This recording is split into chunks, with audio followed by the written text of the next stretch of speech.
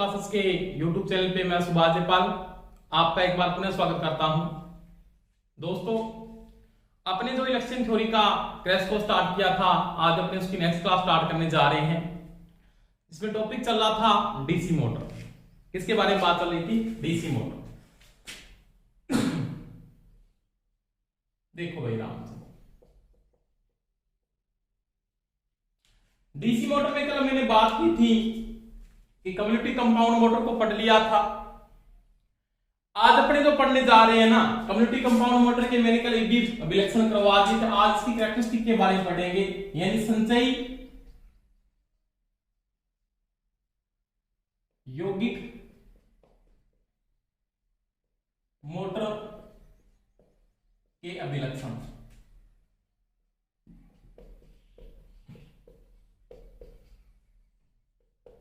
यानी community compound की जो मोटर है उसकी क्या पढ़ेंगे? कैरेक्टरिस्टिक के बारे में पढ़ेंगे। क्या पढ़ेंगे? कैरेक्टरिस्टिक, या उसके क्या पढ़ेंगे? अभिलक्षण। एक ही बात है। अब देखो, सबसे पहले जो विलक्षण इसका आता है ना, कि जैसे मेरे पास कोई भी कम्युनिटी कंपाउंड मोटर, जैसे मैंने लॉन्ग की बना दी,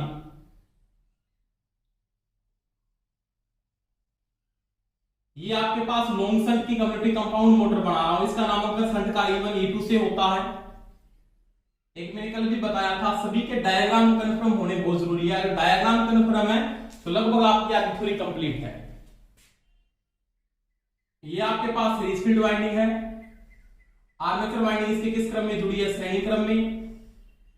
और ये इसने क्या अप्लाई किया? डीएल। और ये मोटर करंट क्या ले रही है? अंदर। इसका मतलब मोटर अगर करंट बाहर जाता तो क्या होता? जनरेटर होता। इसका नामांकन D1 D2 A1 A2। अब देखो दोस्तों, मैंने आपको कल बात समझाई थी कि सीरीज फील्ड वाइंडिंग में धारा की दिशा IAC और शंट फील्ड में धारा की दिशा क्या है? एक ही है। अगर दोनों वाइंडिंगों में धारा की दिशा एक है तो दोनों का फ्लक्स क्या होगा? संयुक्त होगा, यानी φT बराबर आएगा φSH प्लस में φSE। तभी इसको क्या बोलते हैं अपने? इसको बोलते हैं संचयी यौगिक मोटर या संयुक्त मोटर कहा जाता है। अब देखो, इसकी जो मैं विलक्षण में सबसे पहले जो बात करने जा रहा हूं ना, वो पढ़ेंगे अपने किसके बीच में? आघूर्ण गति व भार अभिलक्षण। गति व भार अभिलक्षण एक नंबर कंडीशन में पढ़ेंगे। गति का मतलब n स्पीड होती है और लोड किसके समानुपाती होता है? तो लोड में लिखते हैं लोड धारा IL।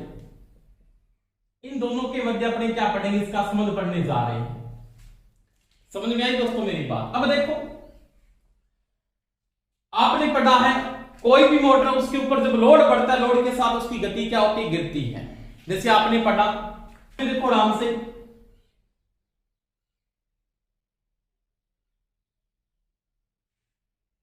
यहां पे आपने किसको ले लिया? लोड को। और यहां पे किसको ले लिया? गति। अब देखो, ये कोई आपके पास एक पॉइंट है या बिंदु है, ये वाला आपने ये बिंदु ले लिया। इससे पहले मैं अगर बात करूं, मैंने आपको सीरीज मोटर की कैरेक्टरिस्टिक करवा दी है, शंट मोटर की आपको कैरेक्टरिस्टिक करवा दी है।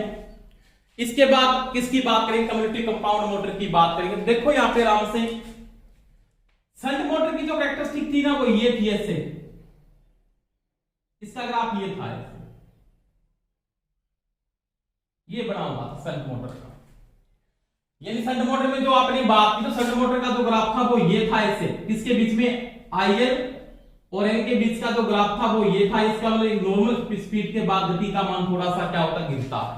एक ग्राफ था ना? बिल्कुल था। उसके बाद आपने किसका नोट किया? तो ये तो किसका था? शंट मोटर का था। और सीरीज का भी आपने नोट किया था। सीरीज का ग्राफ आपके पास क्या था? ये था ऐसे। IL के साथ किसका था? N का। और किस मोटर में था? सीरीज में। यानी मैं यहां पे अगर नोट करूं इस ग्राफ को, तो इसका ग्राफ इस प्रकार से बना हुआ था, ये ग्राफ था, ये वाला ग्राफ। और ये किस मोटर का था? तो ये था सीरीज का। यानी ये ग्राफ है, ये तो किसका है? ये वाला ग्राफ। यानी ये ग्राफ है, वो तो किसका है? ये तो है शंट का। और ये किसका है, तो ये है सीरीज मोटर का। समझ में आ गई दोस्तों मेरी बात। अब इसका जो गति विलक्षण है ना लोड के साथ, इन दोनों के क्या बनता है, बिल्कुल बीच में से बनता है ऐसे। इन दोनों के बिल्कुल क्या बनता है, बीच में से बनता है ऐसे, इस प्रकार से यहां पे ये विलक्षण,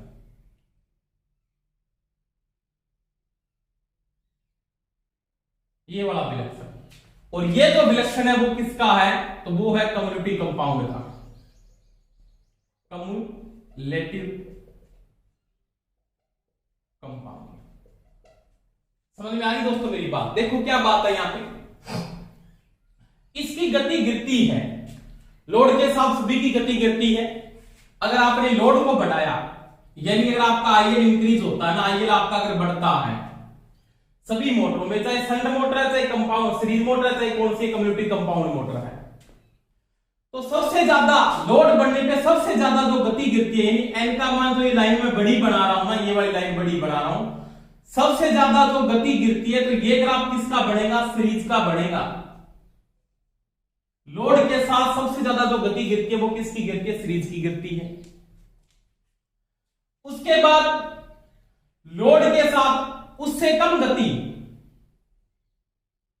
यानी इसको थोड़ा छोटा कर दिया, ये भी एन है। कम गति किसकी गिरती है, इससे कम, सीरीज से कम। ज्यादा किसकी गिर रही है, सीरीज की। सीरीज से कम किसकी गिर रही है, इसके बाद आएगा कम्युलेटिव कंपाउंड। कम्युलेटिव की गति इससे क्या गिरती है, कम गिरती है।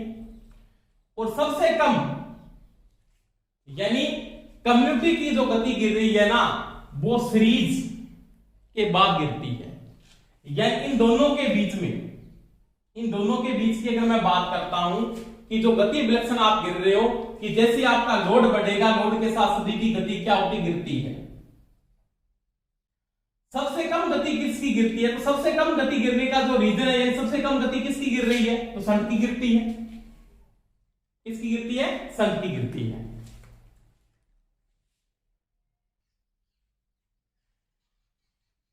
और उसके बाद देखो सबसे कम गति किसकी गिर रही है, तो सबसे कम गति गिर रही है वो किसकी गिर रही है, शंट की। यानी ये लो एन, तो ये किसका ग्राफ हो जाएगा, ये हो जाएगा शंट का। समझ में है दोस्तों मेरी बात। यानी जब लोड गिरता है तो लोड के साथ सबसे ज्यादा जो गति, ये एरो बता रहे हैं गति गिर रही है, वो सबसे ज्यादा बड़ा ग्राफ किसका बन रहा है, सीरीज का। तो सीरीज की सबसे ज्यादा गति गिरती है, उसके बाद कम्युलेटिव की, उसके बाद सबसे कम किसकी गिरती है, शंट की गिरती है।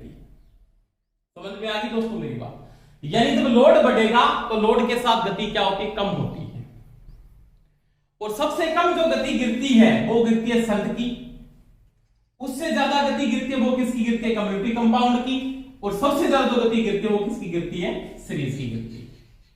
यानी जब लोड बढ़ेगा तो लोड के साथ इसकी भी गति क्या होती है, कम होती है। क्यों होती है, देखो आराम से बात करते हैं। जब लोड बढ़ा, आईएल बढ़ रहा है, आईएल बढ़ेगा।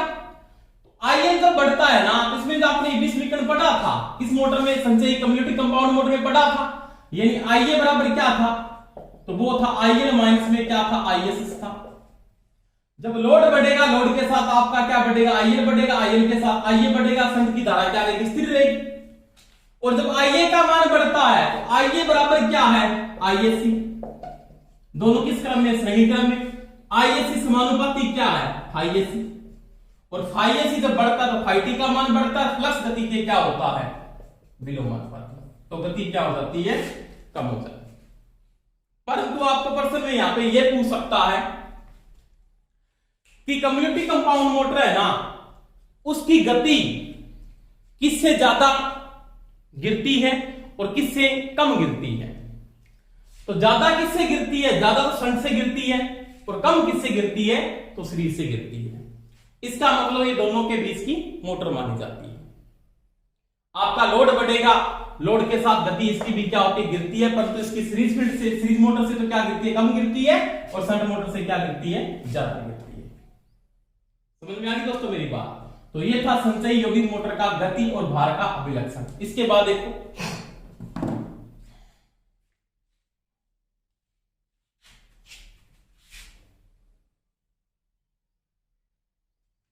आराम से समझेंगे, कोई समस्या नहीं आनी चाहिए आपको। 2 नंबर कंडीशन इसकी, आघूर्ण आघूर्ण व भार संबंध किस मोटर का? कम्युनिटी कंपाउंड मोटर का। यानी टॉर्क व आईए इन दोनों के बीच में लेके चलना है। और दोस्तों मैंने बात भी की थी ना, आघूर्ण जो संबंध रखना है, टॉर्क का जो संबंध होता है ना, टी ए समानुपाती होता है किसके? आइए इंटू में क्या होता है? फाइव। इन दोनों के क्या है? समानुपाती है। बिल्कुल है। अब देखो तीनों का साथ में पढ़ना पड़ेगा तभी समझ में आएगा। आपने पढ़ा सबसे पहले किसका पढ़ा? संट मोटर का भी पढ़ा था आपने।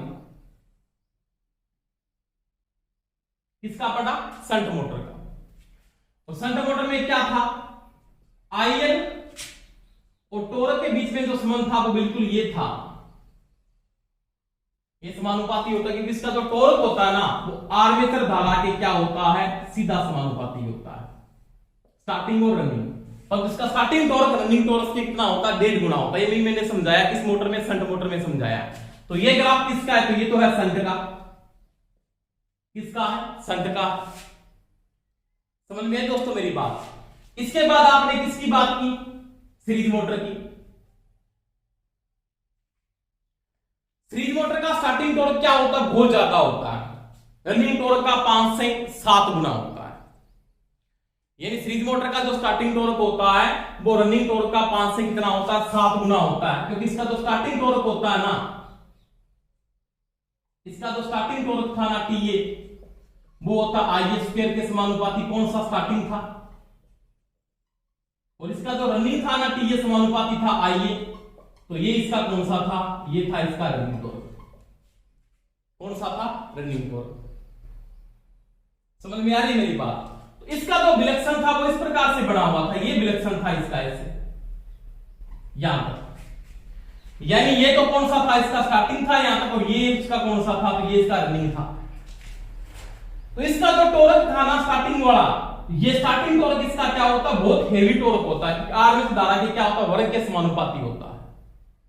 इसका टॉर्क रनिंग टॉर्क आर्मेचर धारा के क्या होता है? सीधा समानुपाती होता है। अब ये जो मोटर है इन दोनों के बीच की मोटर है, वही बात करेंगे। देखो आराम से। यानी ये तो हो गया आपका आर्मेचर टॉर्क और ये हो गया आपका लोड। तो ये तो टॉर्क किसका हो गया? तो ये तो हो गया सीरीज मोटर का। किस मोटर का हो गया? सीरीज मोटर, ये वाला। और ये किसका हो गया? तो ये हो गया संट मोटर का।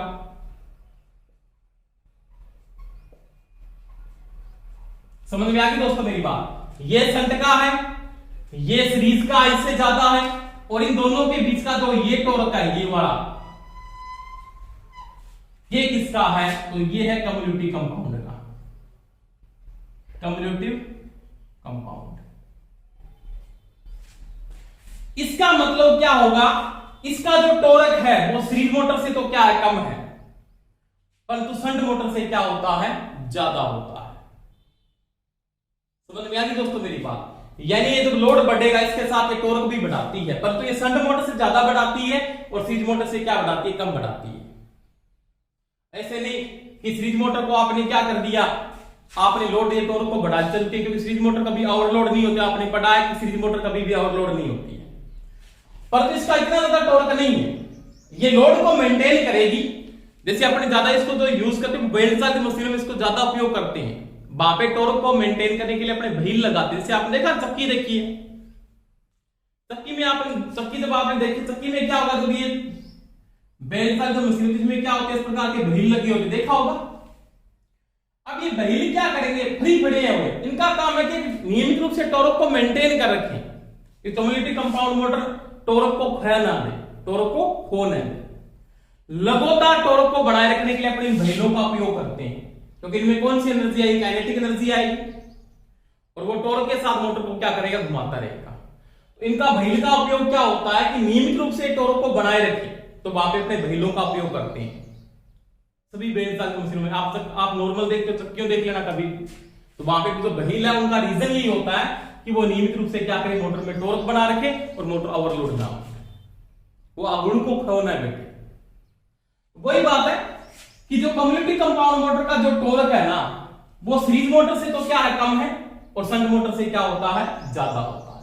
रीजन मैं बता देता हूं, क्योंकि जब टॉर्क बढ़ेगा ना, कि जब लोड बढ़ता है तो लोड के साथ क्या बढ़ेगी, लोड धारा बढ़ी।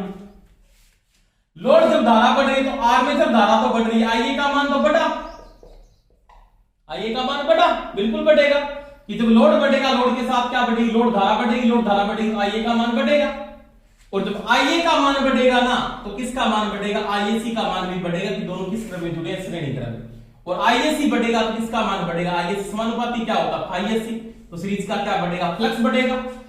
संपूर्ण फ्लक्स नहीं बढ़ रहा, ओनली फॉर सीरीज का फ्लक्स बढ़ रहा है, उसके कारण फ्लक्स की मान में थोड़ी सी क्या हो रही है, वृद्धि हो रही है। उसके कारण ये सीरीज का जो फ्लक्स है वो भी टॉर्क को क्या करेगा, बढ़ाएगा। समझ में आ गई मेरी बात। तो संपूर्ण तो फ्लक्स नहीं बढ़ रहा, तो सीरीज का जो फ्लक्स है वो टॉर्क बढ़ाने में क्या है, यहाँ पे सहायक है। तो वो क्या बोलता है, इसका जो टॉर्क है वो शंट मोटर से तो क्या है, ज्यादा है, और सीरीज मोटर से क्या होता है, कम होता है। समझ में आ गई दोस्तों मेरी बात। तो कम्युनिटी कंपाउंड मोटर में आपको पूछ लेता है कि टॉर्क सबसे ज्यादा किसका है, तो सीरीज मोटर का सबसे ज्यादा टॉर्क है। सबसे कम टॉर्क किसका है, शंट मोटर का है। और दोनों के बीच का टॉर्क कौन प्रदान करती है, तो वो देती है कम्युनिटी कंपाउंड मोटर। समझ में आ गई दोस्तों मेरी बात। तो ये होता है कम्युनिटी कंपाउंड मोटर का टॉर्क संबंध।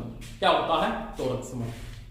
अब देखो, टॉर्क का अगर पता लग गया, लोड के साथ गति का भी पता लग गया, तब क्या पढ़ेंगे, टॉर्क और गति संबंध।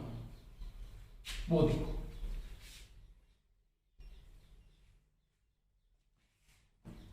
दोनों के बीच की मोटर बहुत अच्छी मोटर है ये।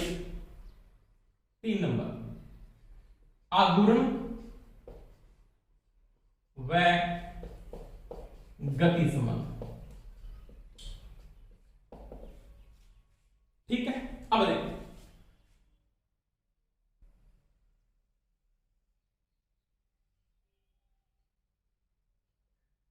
ये स्पीड है और ये टॉर्क है।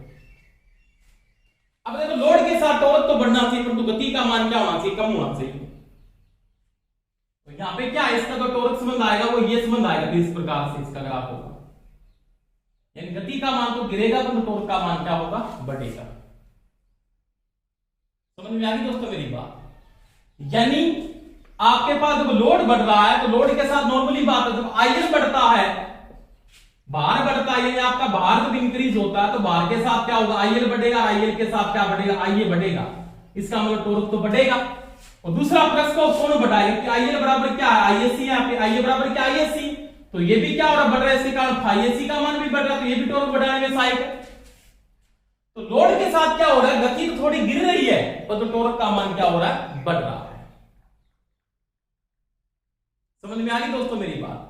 तो ये जो संबंध है, ये किसका संबंध है, गति और आघूर्ण के बीच में संबंध होता है, कि जब आपका लोड बढ़ता है, तो लोड के साथ ये मोटर टॉर्क को भी क्या करती है, बढ़ाती है। तो दोस्तों क्या बात है यहाँ पे, कि जब आपका भार बढ़ता है, तो भार के साथ आईएल बढ़ता है, आईएल के साथ आईए बढ़ता है, आईएसी का मान बढ़ने से मोटर टॉर्क तो बढ़ाती है, परंतु गति का मान थोड़ा क्या करती है, कम करती है।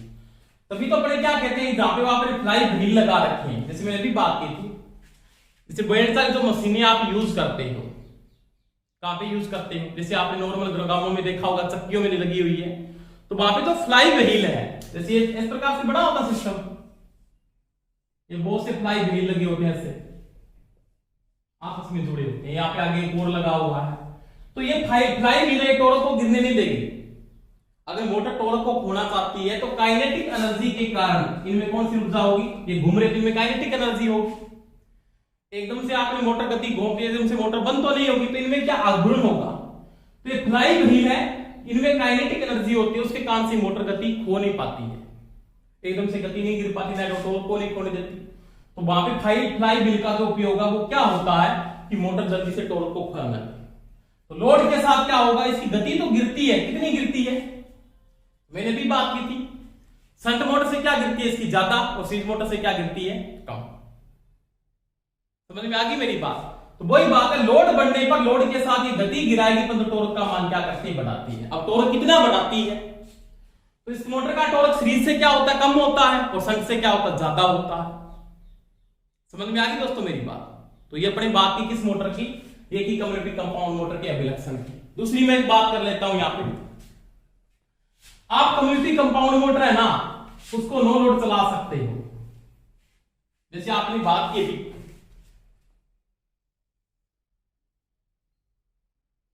जो आपने अभिलक्षण पढ़ा था उसमें ये तो किसका था, शंट मोटर का था, ये सीरीज मोटर का था, और इन दोनों के बीच में किसका था, एक कम्युनिटी कंपाउंड मोटर का था।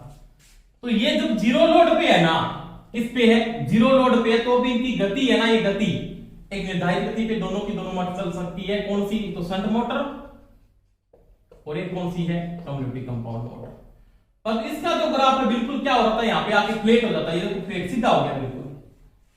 निम्न लोड के साथ सीरीज मोटर की गति क्या होती है, अनंत होती है। तो ध्यान रखना दोस्तों, कम्युनिटी कंपाउंड मोटर और शंट मोटर शून्य लोड पर निर्धारित गति पे चल सकती है, परंतु सीरीज मोटर नहीं चल सकती, क्योंकि सीरीज मोटर की जो गति है वो नो लोड पे क्या होती है, अनंत होती है। समझ में आ गई दोस्तों मेरी बात। तो ये अपने किसकी बात की, कम्युनिटी कंपाउंड मोटर के किसकी बात की, अभिलक्षण की बात की। अब देखो इसके मैं अगर यूज की बात करूं, इसका यूज कहां पे होता है,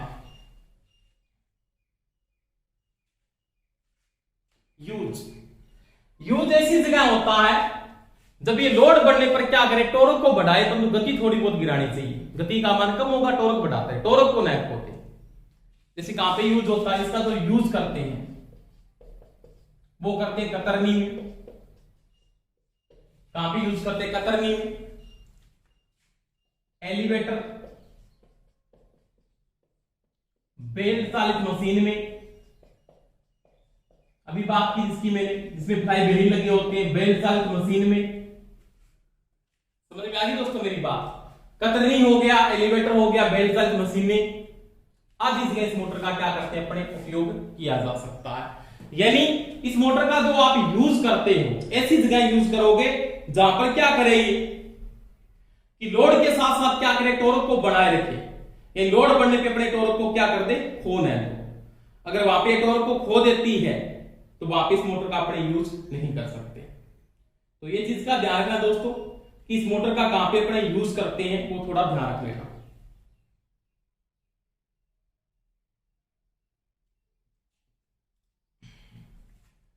एक जगह अपने और भी यूज करते हैं संपीड़न में।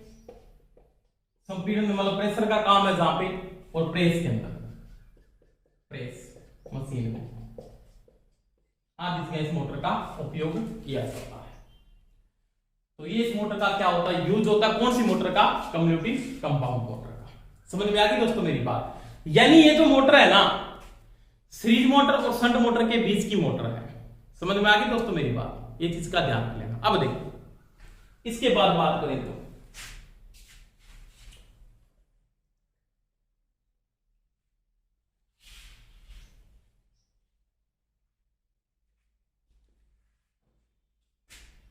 इसके बाद 2 नंबर मोटर आती है विभेदिक मोटर। क्या आती है, विभेदिक मोटर,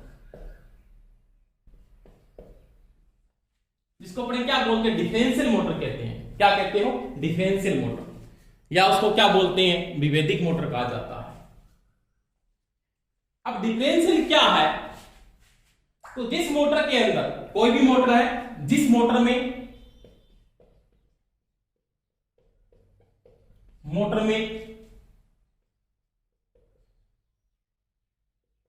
श्रेणी क्षेत्र कुंडलम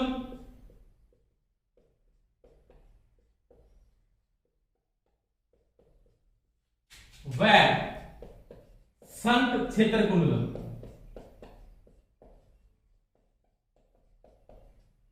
में धारा की दिशा विपरीत हो। यानी जब अपने क्या करेंगे, डिफरेंशियल मोटर का जो निर्माण करोगे तो उसमें जो सीरीज फील्ड वाइंडिंग है और शंट फील्ड जो वाइंडिंग आप यूज कर रहे हो, उन दोनों में धारा की दिशा आपके पास क्या होगी, एक नहीं होगी। दोनों में धारा की दिशा क्या होती है, अलग अलग होती है। उसको क्या बोलते हैं, डिफरेंशियल मोटर कहा जाता है।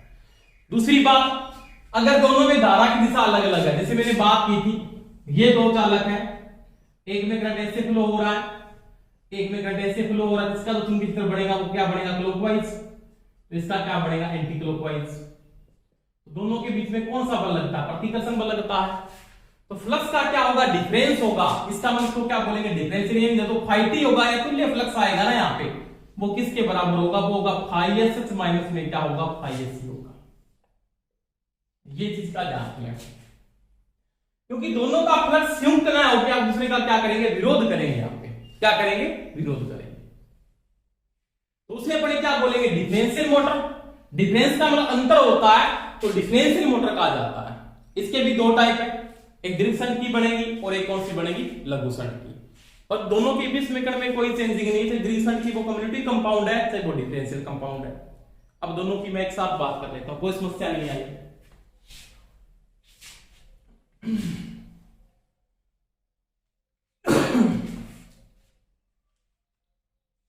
एक क्लास अगर आपको अच्छी लगती है तो क्लास को शेयर जरूर किया करो, लाइक भी किया करो।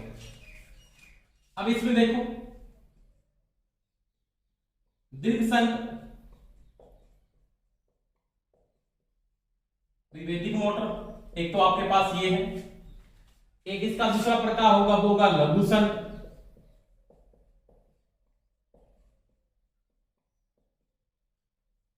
विभेदिक मोटर, ये दो टाइप है इसकी। अब देखो, दीर्घ शंट में आपने ये बना दी, इसकी शंट फील्ड वाइंडिंग है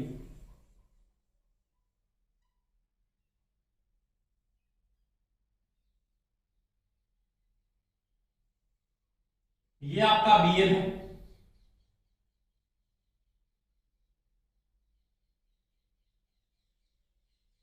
ये आपकी आर्मेचर वाइंडिंग है।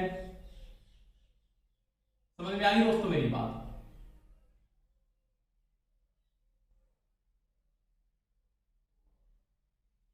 ये देखो, इसका नामांकन आपको पता है, E1 E2 से करते हैं, इसका नामांकन A1 A2 से करते हैं, इसका नामांकन D1 D2 से करते हैं, पता। इसमें देखें,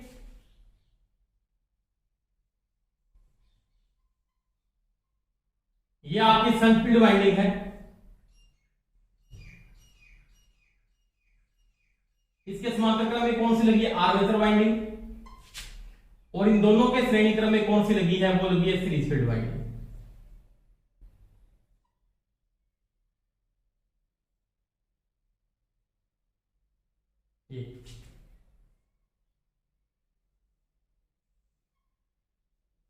ये बीएल डाल दिया, इसका नामांकन पता हुआ D1 D2 E1 E2 A1 A2। अब देखो इसको डिफरेंशियल मोटर क्यों कहते हैं, दोनों में धारा की दिशा देखिए। आपका ये जो करंट आ रहा है वो अंदर आ रहा है, ये आईएल से फ्लो हो रहा है, आईएल से आने के बाद यहाँ पे जो करंट की डायरेक्शन है वो ये डायरेक्शन है, आईएसएस में धारा की दिशा ये है, और इसमें जो करंट की डायरेक्शन है ना वो सीरीज फील्ड में वो ये डायरेक्शन आईएस। इसमें देखो करंट यहां से आ रहा है, इसमें करंट की डायरेक्शन आपके पास सीरीज फील्ड में ये है, और शंट फील्ड में आपके पास डायरेक्शन क्या है, ये है। अब देखो दोनों वाइंडिंगों में अगर धारा की दिशा अलग अलग होगी, दोनों का फ्लक्स संयुक्त ना होकर आपस में क्या करेगा, विरोध करेगा। तो इनका जो तुल्य फ्लक्स आएगा ना, फाई टी जो आएगा वो किसके बराबर होगा, वो होगा फाई एस एच माइनस में क्या होगा, फाई एस सी होगा। ये कंडीशन आएगी। समझ में आ गई दोस्तों मेरी बात। यानी जो फाई टी का मतलब इसका जो तुल्य फ्लक्स है वो फाई एस एच माइनस क्या होगा, फाई एस सी, क्योंकि दोनों में धारा की दिशा जब अलग अलग है तो दोनों का फ्लक्स जुड़ेगा नहीं, क्या करेगा, आपस में विरोध करेगा, या दोनों में क्या होगा, रिपल्सन होगा। क्या होगा, रिपल्सन होगा।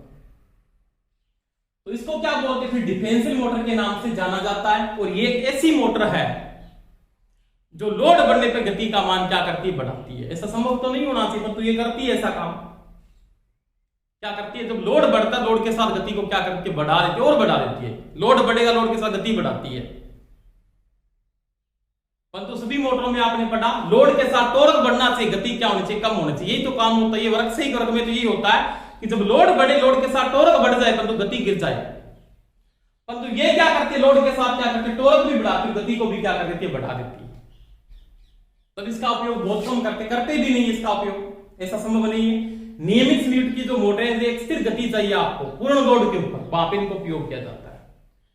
पूर्ण लोड पे, फुल लोड पे इन मोटरों का उपयोग करते हैं एक नियमित गति के लिए, फुल लोड के ऊपर। स्थिर गति के लिए शंट मोटर का वैसे यूज करते हैं, परंतु इनका क्या फुल लोड के ऊपर उपयोग किया जाता है नियमित गति पर। ये चीज का ध्यान रखें। अब देखो, अब ये लोड के साथ गति कैसे बढ़ाते, वो देखो। गति का जो संबंध है ना, एन समानुपाती क्या होता है, ईबी बटा में क्या है, फाई है, यही है ना। और इनका ये जो है वो तुल्य फ्लक्स है, यानी एन समानुपाती क्या है, फाई है। बात समझ में बिल्कुल आई। अब इस मोटर पे लोड बढ़ गया, इस पे बढ़ गया, इस पे बढ़ गया, लोड बढ़ा, आईएल बढ़ाना, आईएल के साथ क्या होगा, लोड बढ़ेगा, यानी जब भार बढ़ेगा तो भार के साथ आपका आईएल तो बढ़ेगा ही बढ़ेगा। और जब आईएल बढ़ेगा तो आईए बढ़ेगा, यहां पे क्या बढ़ेगा, आईए बढ़ेगा। तो आपको पता आईए बराबर यहां पे भी क्या है, आईएल माइनस क्या है, आईए सच है। जब आपका आईएल बढ़ रहा है तो उसके साथ क्या बढ़ रहा है, आईए बढ़ रहा है, और आईए बराबर यहां पे क्या, आईएसी है। तो आईएसी का मान बढ़ेगा, आईएसी समानुपाती किसके है, आईएसी। तो सीरीज का क्या बढ़ेगा, फ्लक्स बढ़ेगा, और सीरीज का फ्लक्स जब बढ़ता है तो कुल फ्लक्स में क्या आती है, कमी, यानी आपका जो फाइटी है ना, ये क्या हो जाता है, कम हो जाता है। समझ में आई मेरी बात। और जब फ्लक्स कम होगा तो गति क्या होगी, बढ़ेगी, गति क्या होगी, बढ़ेगी। तो ये एक ऐसी मोटर है, जब लोड बढ़ेगा, लोड के साथ गति बढ़ा देती है। आपने इसके ऊपर भार कम कर दिया, लोड कम किया, लोड धारा कम होगी, लोड धारा कम होने से आर्मेचर धारा कम होगी, आर्मेचर धारा कम होने से सीरीज की धारा कम होगी, सीरीज की धारा कम होने से सीरीज का क्या कम होगा, फ्लक्स कम होगा। सीरीज का फ्लक्स जब कम होता है, तुल्य फ्लक्स में क्या होती है, वृद्धि, और जब ये बढ़ता है तो ये क्या हो जाती है, कम हो जाती है। तो गति का मान बढ़ जाता है। लोड बढ़ने पे गति बढ़ेगी, लोड कम होने पे गति का मान कम हो जाता है। तो ये रीजन किसका है, ये है डिफरेंशियल का। इसके 20 मीटर में कोई चेंजिंग नहीं है, पर इस मोटर का अपने ज्यादा उपयोग नहीं करते, उपयोग करते ही नहीं है लगभग, तो ये बात है। पर इसमें क्वेश्चन आता बहुत इंपॉर्टेंट, क्या यह एक ऐसी मोटर है जिसको स्टार्टिंग के समय, स्टार्ट करते समय सीरीज फील्ड को शॉर्ट किया जाता है, क्यों, क्या प्रश्न आता है कि ऐसी कौन सी मोटर है जिसको स्टार्टिंग के समय, स्टार्ट करते समय उसकी सीरीज फील्ड को क्या करते हैं, शॉर्ट करते हैं, कारण क्या है वो बताओ। सीरीज फील्ड को शॉर्ट करते हैं, यानी क्या है, इस मोटर को स्टार्टिंग के समय जब चालित करते हैं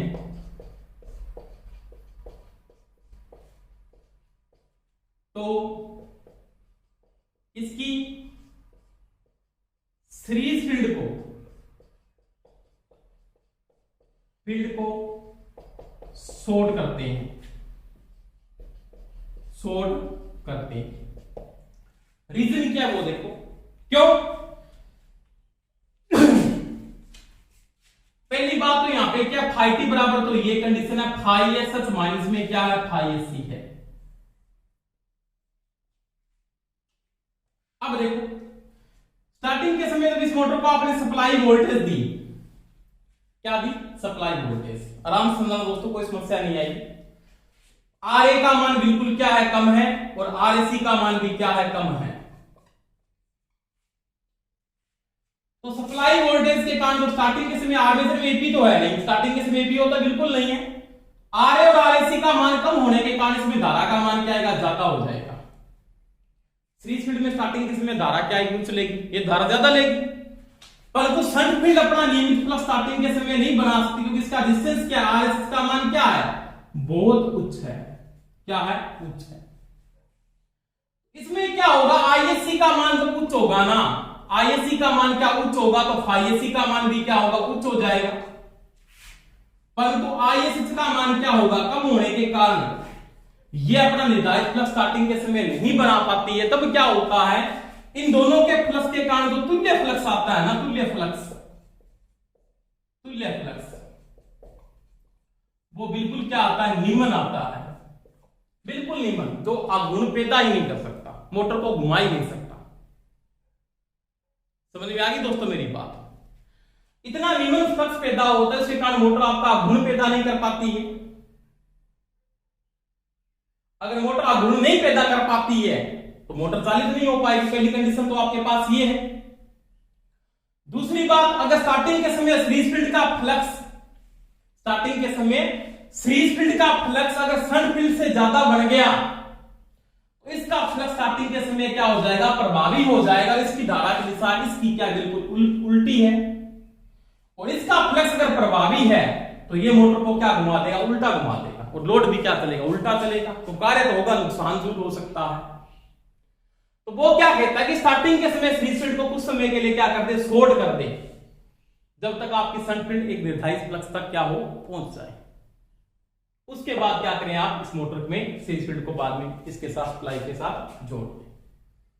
तो दोस्तों ध्यान रख लेना कि डिफरेंशियल मोटर को जो स्टार्टिंग के समय स्टार्ट करते हैं, इसकी सीरीज फील्ड को शॉर्ट किया जाता है। कारण क्या है, निर्धारित फ्लक्स पैदा नहीं कर पाती है शंट फील्ड, जिसके कारण तुल्य फ्लक्स का मान बिल्कुल क्या होता है, न्यूमन होता है। इसके कारण मोटर टॉर्क नहीं ले पाती, मोटर चल नहीं पाती। पहली कारण तो ये।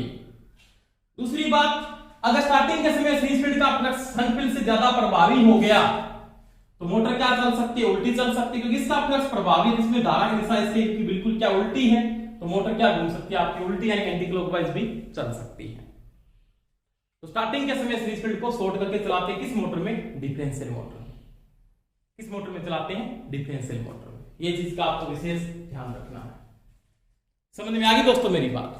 इसके बाद देखो, इसके बाद इसके अगर विलक्षण की बात करूं तो बिल्कुल सिंपल है, ज्यादा डिटेल नहीं आती इनकी। इस मोटर का ज्यादा प्रश्न भी नहीं पूछता है। 2-3 प्रश्न आ सकते हैं, कौन सी ऐसी मोटर है, तो एक प्रश्न ये पूछ सकता है, और एक ही प्रश्न ये भी पूछ सकता है, कौन सी ऐसी मोटर जो लोड के साथ गति को क्या करती है, बढ़ाती है। तो वो कौन सी मोटर, वैदिक मोटर या क्या है, डिफरेंशियल मोटर है। अब देखो विभेदिक मोटर के विलक्षण की बात करें, विभेदिक मोटर के अभिलक्षण।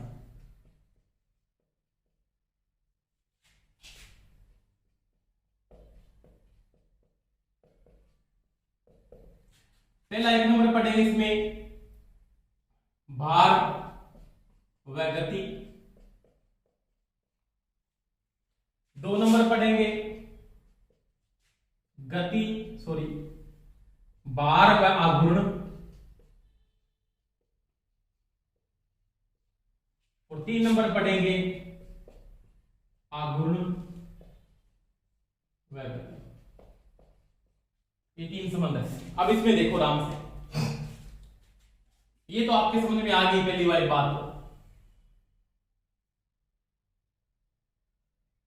ये आपका लोड है, ये गति है। एक निर्धारित गति आपके पास ये है, कांस्टेंट गति, इसके साथ भी गति का मान ये बढ़ाती है। इसका ग्राफ ऐसे बना होता है, लोड बढ़ेगा, लोड के साथ गति क्या होती है, बढ़ती है। समझ में आ गई मेरी बात? जैसे आपके पास यहाँ पे किसका आ गया, शंट का आ गया, ये शंट का आ गया, ऐसे ये शंट का आ गया, ये ऐसे किसका बना होता, तो ये आ गया सीरीज का, और ये किसका आ जाएगा फिर, डिफरेंशियल का। ये जब लोड बढ़ेगा तो लोड के साथ गति का मान ये क्या करके बढ़ाती है। इसके बीच में किसका आ जाएगा, कंप्लीट कंपाउंड का आ जाएगा, कोई दिक्कत नहीं। ये इसका अलग ही प्रकार का कैरेक्टरिस्टिक है कि जब लोड बढ़ने पे गति का मान बढ़ता है, सभी की गति क्या होती है, गिरती है। मतलब एक ऐसी मोटर जो लोड के साथ गति को बढ़ाती है। मैंने पूरी डिटेल से पीछे बात बता दी है। दूसरी बात देखो, यहां पे टॉर्क है और यहां पे लोड है। लोड बढ़ने पे आर्मेचर धारा बढ़ेगी, आर्मेचर धारा बढ़ेगी तो टॉर्क भी क्या होगा, बढ़ेगा। लोड के साथ इस मोटर का टॉर्क भी क्या होता, बढ़ता है, क्योंकि आर्मेचर धारा बढ़ेगी तो टॉर्क भी क्या होगा, बढ़ेगा। समझ में आ गई मेरी बात? और 3 नंबर कौन सी कंडीशन आएगी, ये वाली कंडीशन। यहां पे गति है और यहां पे क्या, टॉर्क है। और टॉर्क है वो लोड, तो एक ही बात है, टॉर्क और लोड समानुपाती है, एक ही बात है, वही बात होगी। इसकी सेम कंडीशन वाला ये ग्राफ हो जाएगा कि लोड बढ़ रहा है, टॉर्क तो बढ़ रहा है, उसके साथ गति भी क्या हो रही है, बढ़ रही है। लोड बढ़ रहा है, टॉर्क बढ़ रहा है, बिल्कुल बढ़ रहा है। तो लोड है वही, टॉर्क है, एक ही बात है। लोड बढ़ने के साथ टॉर्क बढ़ेगा, तो लोड बढ़ने के साथ गति भी क्या होती है, बढ़ती है। तो ये ऐसी मोटर है जो टॉर्क और गति दोनों ही एक साथ बढ़ा रही है, और कोई मोटर ऐसा नहीं कर सकती। तो इसका बहुत कम अपने क्या करते हैं, यूज करते हैं। निर्धारित लोड है उनके लिए वहां पे यूज कर सकते हैं, बहुत ज्यादा इसका उपयोग नहीं किया जाता। तो ये दोस्तों किसकी बात की, मैंने डिफरेंशियल मोटर की बात की। ज्यादा इसमें कोई ज्यादा डिटेल से बात नहीं आती। आज के लिए इतना ही। बेस्ट ऑफ लक सभी को, जय हिंद। और सभी को एक बात बता देता हूं, सभी चैनल को सब्सक्राइब कर दें और शेयर जरूर किया करो, ठीक है। Thank you, best of luck.